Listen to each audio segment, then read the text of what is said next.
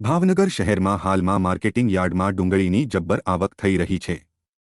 ત્યારે નારી ચોકડી પાસે કામચલાઉ યાર્ડ કાર્યરત કરવામાં આવ્યું છે। 30 તારીખના રોજ સવારથી ડુંગળી લઈને ખેડૂતો ભાવનગર યાર્ડ તરફ આવતા વાહનોની લાંબી કતારો લાગી હતી। ભાવનગર નારી ચોકડી ખાતે 2 લાખ ગુણી સમાઈ શકે તેટલું મોટું બનાવેલું યાર્ડ ભરચક ભરાઈ ગયું છે।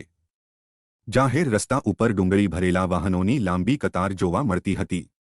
જો કે ડુંગળીના ભાવ હાલમાં 130 થી લઈને 300ની વચ્ચે ખેડૂતોને મળી રહ્યા છે।